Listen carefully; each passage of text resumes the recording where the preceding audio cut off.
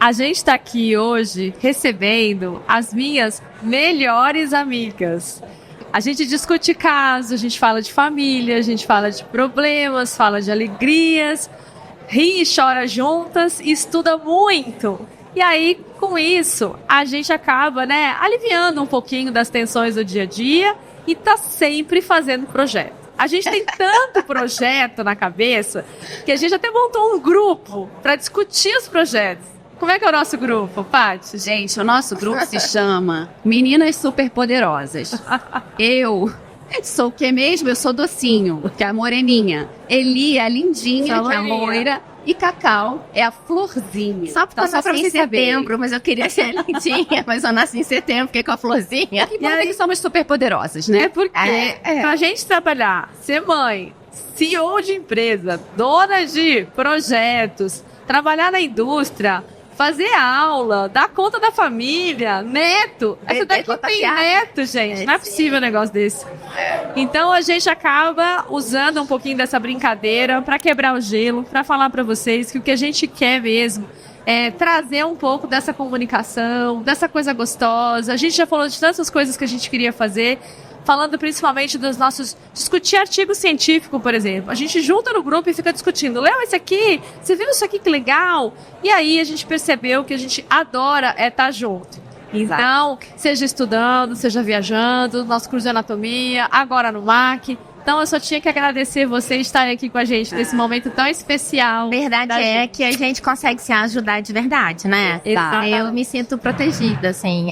A gente consegue discutir casos quando tem dificuldade, a gente consegue tudo, né? Falar um pouquinho da vida do dia a dia, né? Se abraçar. Exato. Porque a gente sempre pensa, por que não dividir com todo mundo, né? Exatamente. Sim. A gente sempre pensa nisso, acho que é uma coisa que a gente deveria fazer. Dividir com todo mundo, porque cada uma de nós aprende tanto com as outras, né? Todo dia, o tempo todo. As ideias que vêm, os insights que vêm, a forma de trabalhar, que às vezes é tão parecida, porque a gente está sempre junto, mas às vezes é diferente e sempre traz uma ideia nova. Não, Eu e tem acho isso muitas legal. coisas que a gente pensa igual quando a gente vai falar. E, nossa, eu tava pensando exatamente isso. Exato. Não é isso? Exatamente. É impressionante. Por isso que a gente tem essa sensação de que a gente pode contribuir com as outras pessoas, né? E aí vem essas ideias de 1000 projetos. Por isso que a gente usou aí dessa brincadeira de superpoderosas, porque a gente falou que a gente tinha que ter superpoderes para conseguir dar conta de fazer tudo que a gente gostaria de fazer num passe de mágica. Mas eu queria colocar aqui para vocês que a gente sabe que tudo é uma construção, né? E a gente viveu junto aí muitos momentos e eu acho que a dermatologia, ela traz, assim, essa conexão para as pessoas, mas são as almas que se encontram que realmente fazem a gente ficar junto. E aí a gente está aí há tanto tempo em tantos projetos diferentes e tem sempre aquela coisa de final de semana. E aí, amiga, tá tudo bem? E você, melhorou? Passou? E aí sempre tem aquele cuidado, aquele carinho, e eu tenho que agradecer demais essas minhas amigas aqui que estão sempre me amparando. E a gente já tá aí com vários projetos novos, né? A gente pode contar ou não ainda? Não sei. Não sei. Segredo. Acho que a gente pode contar na hora certa. O que você acha? Tá bom. A gente pode contar na hora certa, mas aguardem. Aguardem que a gente tem aí muitas coisas pra gente fazer juntos, muita novidade. Então vamos falar um pouquinho do Quart Beauty, que a gente tá aqui pra falar disso? A gente tava conversando, tudo a gente... Enfim, mas pode puxar. Então, a gente sempre falou muito dessas questões, a gente sempre teve essa questão desse apelo muito focado, né, em mudar um pouco do paradigma do que as pessoas estão fazendo. Paty já se lançou internacionalmente, a gente vê, Maria Cláudia já trabalhou também fora, fez muita publicação, uma excelente professora e principalmente cientista, é a nossa cientista do grupo, tá? Você tinha mais pra ficar como professor lá do grupo, que é o cientista lá, o professor que criou as meninas.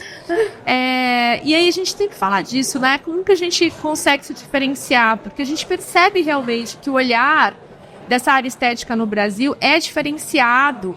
E quando você vai dar aula fora, né, Paty? Você não percebe isso? Quando você mostra o seu caso, é diferente, às vezes, daquele outro que exagera um pouco. Quanto mais eu viajo ali, mais eu vejo que o Brasil está muito na frente. Assim. A gente é ditador de tendência, a gente tem um gosto refinado, a gente tem um assessment melhor e a gente executa melhor os tratamentos. E aí a gente é que tem um lugar de fala, vamos dizer assim, para falar de Quiet Beauty, né? No mundo, acho que esse movimento começar aqui faz todo sentido.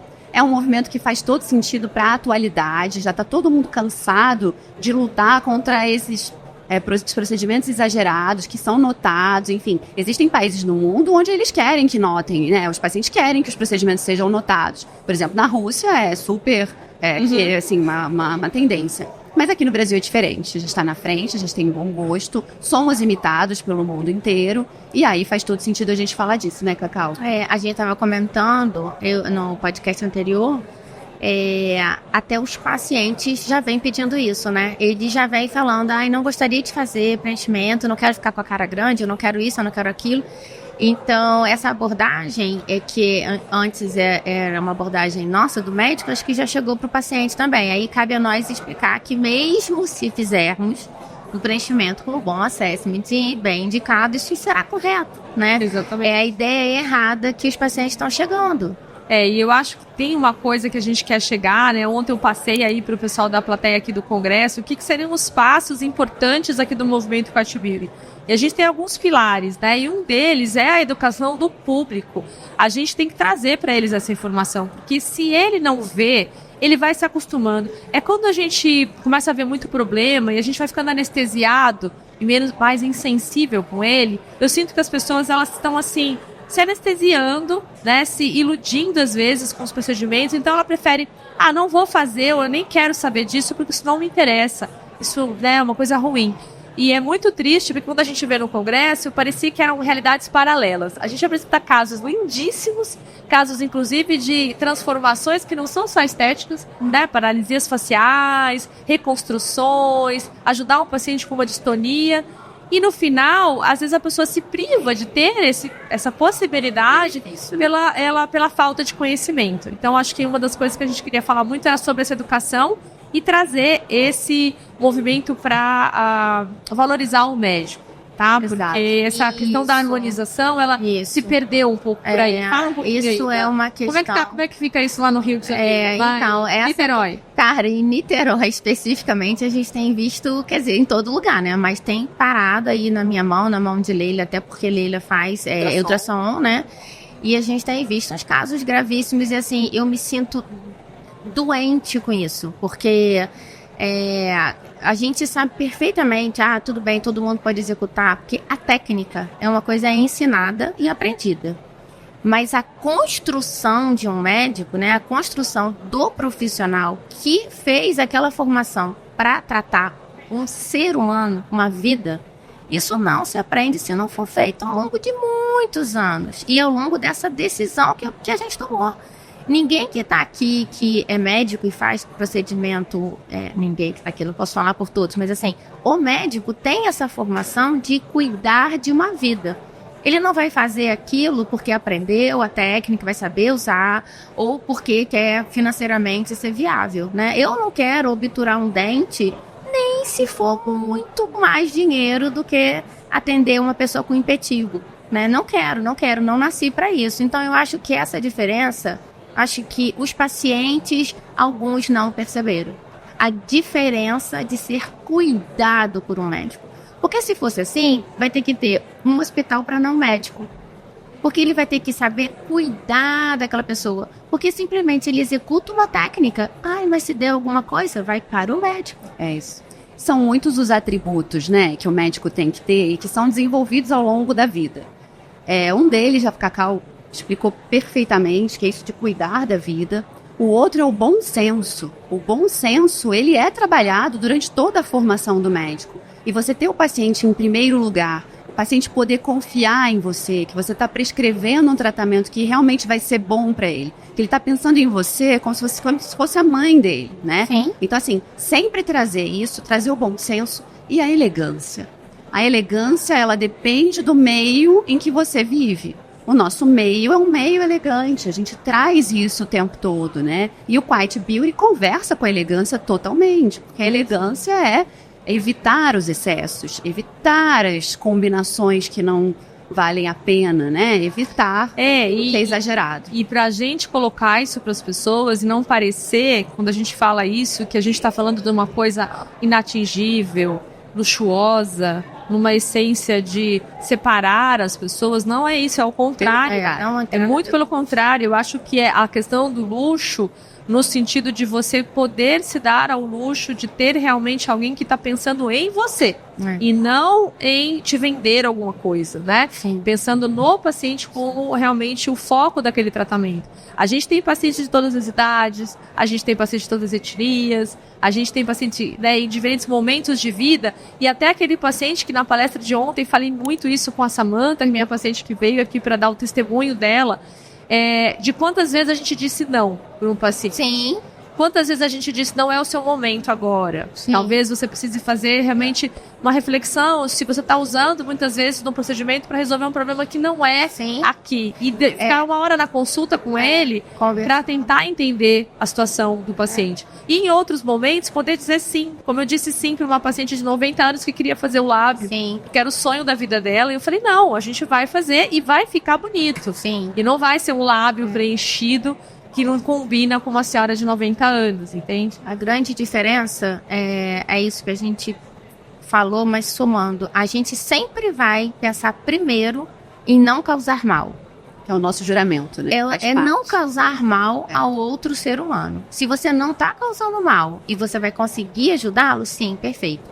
Mas jamais, né? Jamais impor, tratar, fazer alguma coisa focado exclusivamente pela remuneração. Isso me dói saber lá em Niterói daquele caso e que tá assim matando todo mundo que já viu, já tá no Brasil. Aliás, não sei nem se pode falar aqui, senão corta. Eu tenho pacientes não médicos, né, que não concordam, né, com o que tá acontecendo com esse movimento. E eu falei desse caso, eu falei, nossa, olha que triste, porque os próprios médicos não estão conseguindo ajudá-la, né? Ela já está 5 meses internada, ela está sarcopênica, ela já não consegue andar, ela já tem parada cardíaca, insuficiência renal, insuficiência cardíaca, endocardite, hepatite medicamentosa, porque tá todo mundo tentando ajudar, mas assim, a gente não está conseguindo, né? Então, chega a um extremo que, assim, a paciente foi inocentemente, por causa do Instagram, né, de uma não médica, assim, muito famosa no Instagram, e acabou a vida. Ela tem um bebê, uma criança, sei lá, 5 anos, talvez mais novo, e a gente não sabe se vai sair e se sair, como vai sair. Então isso dói muito para quem é médico. Dói. Eu não acompanhei o caso, acompanhando desde o primeiro dia esse caso, quando aconteceu a complicação, né, para vocês que não sabem, é uma paciente que foi procurar uma dentista para fazer uma lipo de papada, do processo que foi removido da gordura, foi injetado no rosto. E dali para frente foram uma série de complicações que aconteceram, que combinaram com uma infecção fúngica, né? Ela acabou pegando uma micobactéria e depois acabou tendo uma septicemia. E foram meses, já está quase 5 meses. A gente acompanhando de longe, vendo as fotos, tentando ajudar, discutindo casos, né? Numa equipe quase que multidisciplinar de pessoas que foram lá voluntariamente para tentar ajudar. A Leila, que estava conduzindo o caso no início, né, acabou trazendo até um pessoal da Fiocruz, infectologista. Então, assim, um caso muito dramático. Sim. E do nosso lado dói muito ver que isso acontece e que se não for colocado, infelizmente, para o público, vai acontecer de novo. Sim, sim. E aí é muito triste para nós, na área médica, ver que às vezes, mesmo com todos os recursos, você não consegue ajudar lá na frente, porque a situação já ficou grave demais. Sim. Então, não é uma questão de discussão de classe, longe disso. É uma questão realmente de segurança das pessoas e até de a gente alertar os parentes, os vizinhos, os amigos, quem trabalha com você, que realmente procure sempre um profissional da área médica para ter ou pelo menos fazer um diagnóstico do que você poderia fazer. O leigo, ele não sabe, né, Eli? A gente tem que esclarecer. E assim, o leigo, ele não sabe que para você fazer um procedimento, você sempre terá a chance de uma complicação. Sempre. E tudo bem, né? Porque a gente esclarece o paciente a respeito disso. Mas ele tem que entender que o profissional que faz o procedimento tem que ter a competência e tem que saber tratar a complicação, a possível complicação. E aí a gente vai viver todo mundo em harmonia, né? Exatamente. E eu acho que a discussão nem é quem pode ou né, é quem deve, né? E eu acho que daí é o paciente que pode decidir, porque você decide se você quer colocar sua vida em risco ou não. Então acho que às vezes é separar um pouco, não é o procedimento em si. Eu acho que foi um erro absurdo que aconteceu com o fenol, né? Onde jogaram a culpa no procedimento. Não era o procedimento, era quem não estava habilitado para fazer. Então, de que forma a gente pode, né? Eu acho que eu tenho dúvida do limite até onde a gente pode ir. Porque quando começou essa história de todo mundo poder fazer tudo, a gente sabia que ia acontecer isso. E durante muito tempo, todos nós médicos ficamos calados. Aí, quando começaram os casos assim mais absurdos, né, a aparecerem no noticiário e tal, a gente começou a pronunciar um pouco mais. Mas assim, até onde a gente pode ir sem ofender os conselhos, né? O nosso conselho, o conselho do outro, até onde a gente pode ir nessa informação ao leigo. Porque eu vejo que os pacientes... Eu tenho paciente... assim, de instrução, sei lá, de faculdade, sei lá, de instrução terceiro grau, universitário, que ela falou assim, olha, realmente estou pensando aqui, essa pessoa não médica, ela trabalha com segmento cefálico, né? Ela sabe muito de segmento cefálico. Uhum. E esse segmento cefálico tá permitido lá no conselho dela. Cara, eu vou fazer com essa pessoa, entendeu? Uhum. Eu tive que internar para uma celulite de face. A paciente foi internada e ficou internada 15 dias, fazendo antibiótico venoso e tudo mais. E assim, uma pessoa esclarecida. Então, se essa pessoa, né, chegou para mim nesse nível, assim, o que pode mais acontecer para que as pessoas tenham esse alerta? Até onde a gente pode ir? A gente passa por um período que ele é muito complicado, porque a comunicação, ela deve ser livre sempre, é claro, mas a comunicação na internet, ela tá uma terra de ninguém, né? Exatamente. E aí fica muito complicado, porque a gente vê mentiras, né, publicadas, com imagens mentirosas, manipuladas, e o paciente, coitado, ele não consegue entender que aquilo tem imagem manipulada, ele não consegue dizer que é mentira, né? Eu já fui mais, assim, eu também tinha um pouco, assim, dessa questão desse romance, assim, às vezes, de que as pessoas são um pouco ingênuas demais. Mas eu acho que tem os dois lados. É claro. Eu acho que tem o lado da desinformação. Nós também somos vetados pelo nosso código de ética, de não poder nos expor demais para esclarecer, inclusive mostrar o que é belo. Quando você também não pode mostrar o que está certo e o que dá certo, né? Agora, graças a Deus, o nosso código mudou e a gente até pode mostrar o antes e depois, sendo que o foco não é a venda do antes e depois, mas é a informação, tá? Mas durante muito tempo isso foi proibido, isso acabou de ser liberado. Então, assim, foram anos onde isso não pôde ser colocado de uma maneira educativa. Então as pessoas acabam vendo o quê? Vendo o que deu errado. Sim. Então você acaba vendo aquilo, fica viciado naquilo, você começa a achar, bom, então acho que sou eu que tô errada, né? Porque eu acho que aquilo é bonito, porque se todo mundo faz, deve ser bom. Então as pessoas começaram a distorcer, né? Uma disforia mesmo. Inclusive muitos profissionais, né? Os profissionais também começaram a achar que tem que ter aquilo.